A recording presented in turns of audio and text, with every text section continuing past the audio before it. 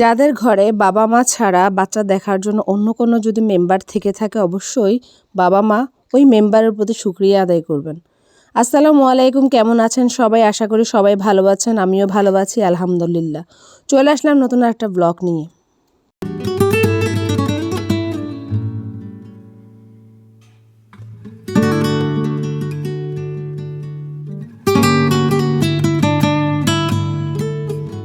এটা ছিল সকালের মুহূর্ত। সকালবেলা ঘুম থেকে উঠে অনেক কাজ করি, বাবুকে খাওয়ানো, বাচ্চাদেরকে স্কুলে পাঠানো বা স্কুল থেকে আসলে অনেক কাজ করতে হয়, কিন্তু সব কাজ আপনাদের সাথে শেয়ার করা হয় না, কারণ সব কাজ শেয়ার করা যাওয়া পসিবলও না।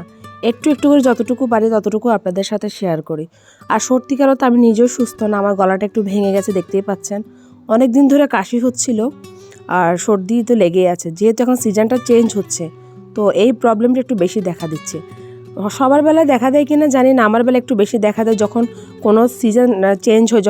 গরমকাল থেকে যদি শীতকাল আসে, শীতকাল থেকে বা গরমকালও হয়, বা এক জায়গা থেকে অন্য জায়গায় গেলে আমার অবশ্যই অ্যালার্জির প্রবলেমটা দেখা দেয়। তো আমার বাসায় মোহাম্মদ অনেক ছোট, মোহাম্মদকে নিয়ে কাজ করতে আমার অনেক কষ্ট হয়, সেটা আমি বলে বোঝাতে পারবো না। যাদের বাসায় এরকম 1 বছর বা 12, 13, 14 মাসের বাচ্চা আছে একমাত্র তারাই বুঝবেন আমি কি পরিমাণ কষ্ট ফেস করে সব কাজ ম্যানেজ করি। আমার বাসায় কোনো হেল্পিং হ্যান্ড নেই, আর আমার বাড়িটা যেখানে সেখানে কোনো হেল্পিং হ্যান্ডটা পাওয়া যাবে না, কারণ আমার বাড়ির পাশে প্রচুর পরিমাণে গার্মেন্টস, যার কারণে এখন বাসায় তেমন কেউ কাজ করতে চায় না, সবাই গার্মেন্টসে গিয়ে চাকরি করতে চায়।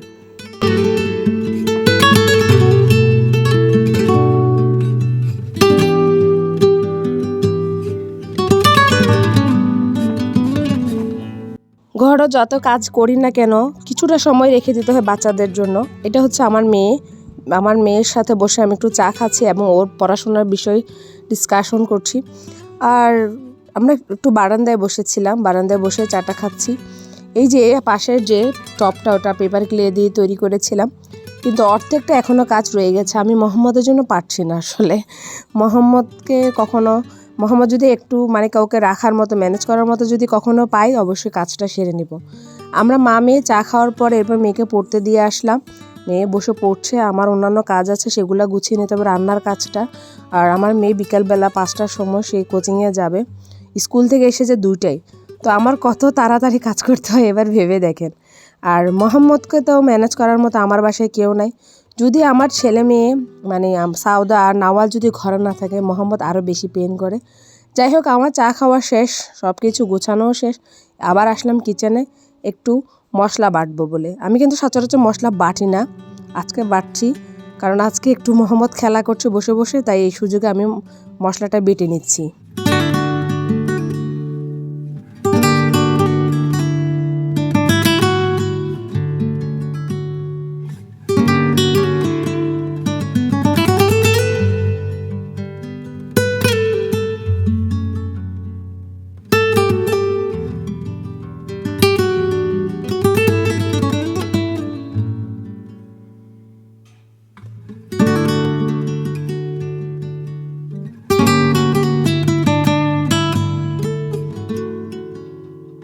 মশলা বাটাবাটি করার পর মশলাগুলো একটু উঠিয়ে নিচ্ছি, আর পেঁয়াজটা আগে থেকেই কুচি করে রেখেছি, রসুনটা গোটা গোটা রেখেছি। এরপর একটা হাঁড়িতে মশলাগুলো কষানোর জন্য উঠিয়ে দিলাম। আজকে রান্না করব মুরগির মাংস, আর মুরগির মাংসটা একটু যাতে ভালো হয় খেতে, একটু যাতে টেস্ট লাগে খেতে, সেই জন্য আমি মশলাটা বেটে নিয়েছি। আর শুধুমাত্র 2টা আলু কেটে দিয়েছি। ওর বাবা আলু এনেছিল অনেক বড় বড়, একটু লাল টাইপের, ওই আলুগুলো আমি জাস্ট একটু ঘষে ধুয়ে তারপরে মশলার মধ্যে কষাতে দিয়ে দিলাম। এখন এটা যতক্ষণ আধা সেদ্ধ হবে না ততক্ষণ পর্যন্ত আমি অপেক্ষা করব।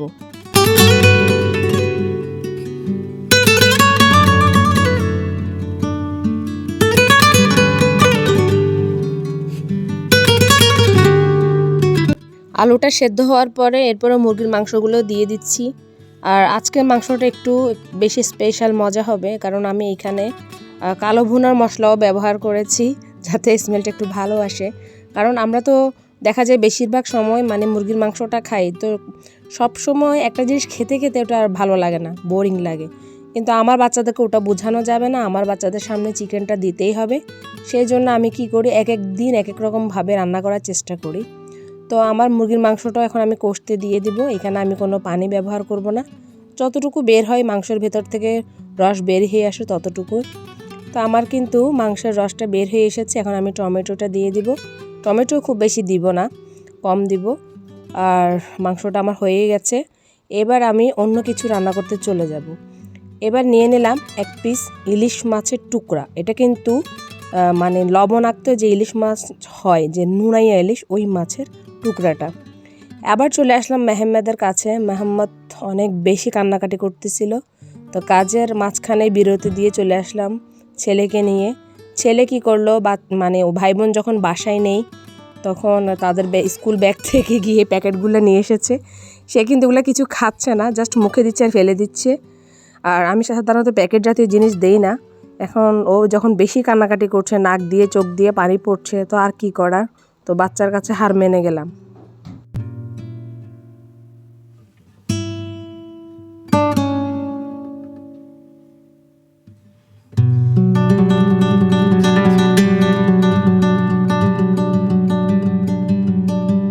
মোহাম্মদকে ম্যানেজ করার পরে ওকে আবার খেলনা টেলনা সামনে দিয়ে টিভিতে কার্টুন ছেড়ে দিয়ে আবার চলে আসলাম কিচেনে।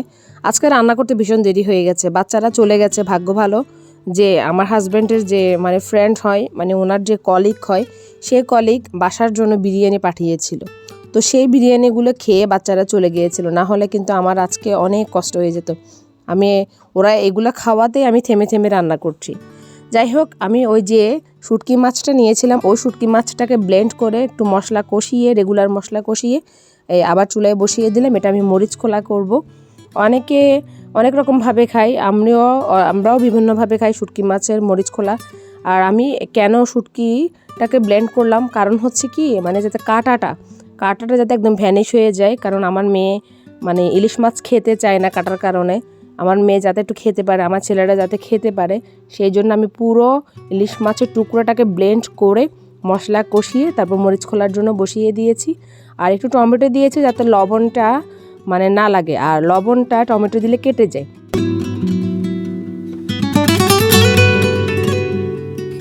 মরিচ খোলাটা হওয়ার পরে আর একটু প্যানের মধ্যে পেঁয়াজ, রসুন, কাঁচামরিচ লাল করে নিচ্ছি। খুব বেশি লাল করব না, তো হালকা লাল করে নিয়ে আমি ওখানে শাক দিয়ে দিচ্ছি। এই শাকটা আমি মোহাম্মদকে খাওয়াবো, আমরা নিজেরাও খাবো, তাই শুকনো মরিচ দিলাম না, কারণ বাচ্চা মানুষ আবার কি হতে কি হয়ে যায়। তো আমি অনেক এইসব বিষয়ে সচেতন থাকি। আর আমি ভিডিও শুরুতে বলেছিলাম যাদের ঘরে যে বাচ্চা পালার জন্য বাবা মা ছাড়া ঘরে যদি অন্য কোনো সদস্য থাকে যে বাচ্চাকে কেয়ার করার মতো আছে, তারা শুকরিয়া আদায় করার জন্য। কেন বললাম? কারণ হলো একমাত্র আমিই বুঝতে পারি যে একা বাচ্চা পালা কত কষ্ট। আমি মোহাম্মদকে মানে আমি কখনো কোনো কাজ একসাথে করতে পারি না, ওই কাজটাকে আমার কমপ্লিট করতে অনেক সময় লাগে। মোহাম্মদকে ম্যানেজ করতে হয়, দেখা যায় কি অনেক সময় মোহাম্মদ ওই কাজটা সামনে আসে, ধরে ফেলতে চায়, বিভিন্ন প্রবলেম ক্রিয়েট করে। তো আমি বুঝি যে একা বাচ্চা, আমার কিন্তু বাচ্চা একটা না, আমার বাচ্চা আলহামদুলিল্লাহ 3টা বাচ্চা। এই বাচ্চাগুলো ম্যানেজ করে তাদের খাওয়া দাওয়া, ঘুম, কাপড় চোপড়, পড়াশোনা সব কিছু ম্যানেজ করে যে একটা সংসারকে সুন্দরভাবে রাখার জন্য যতটুকু কাজ করা দরকার ততটুকুই করে যায়। তো সেই জন্য বললাম যাদের ঘরে মানে দেখা যায় দাদা দাদি থাকে, নানা নানি থাকে, ফুফু থাকে, চাচা থাকে, সবাই একটু না একটু দেখে দেখে রাখে, ওই অতটুকুতেই শুকরিয়া করা উচিত। কিন্তু আমাদের মতো মারা যারা, যে আমার হাজব্যান্ড কিন্তু বাসায় থাকে না, খুব কম সময় দিতে পারে আমাদেরকে, তারপরও আমার সব কিছু ম্যানেজ করতে হয়। আমি অনেক মানে কষ্ট করে করি। আর কতটা প্রেশার নিলে যে বাচ্চা ম্যানেজ করা যায় সেটা আপনারা বুঝতেই পারেন, একটা বলার কিছু থাকে না। আমি পৃথিবীর একা মা না, আরও এমন হাজারো মা আছে যারা একা থেকে ঘরে বাচ্চাকে কেয়ার করে, আবার সংসারে সব কাজ ম্যানেজ করে। যাই হোক, আমি একটু কষ্টের কথা শেয়ার করে ফেললাম। আর আপনাদেরকে সবসময় আমি ভালো কিছু শেয়ার করতে চাই, তেমন নেগেটিভিটি কিছুই আমি শেয়ার করতে চাই না। আর নেগেটিভ বলতে আমার কাছে কিছুই নেই, সব কিছুই আমি পজিটিভ মাইন্ডের মানুষ, পজিটিভভাবে থাকার চেষ্টা করি, সামনের ব্যক্তিকেও পজিটিভভাবে মেনে নেই। তো খাবারটা কিন্তু দারুণ মজা হয়েছে। আজকে আমি রান্না করেছিলাম মুরগির মাংস, তারপরে ইলিশ শুটকির মরিচ খোলা, তারপরে যে লাল শাক ভাজি, আর গতকালকের একটা মাছ ছিল। তো আল্লাহ হাফেজ, সবাই ভালো থাকবেন, সুস্থ থাকবেন।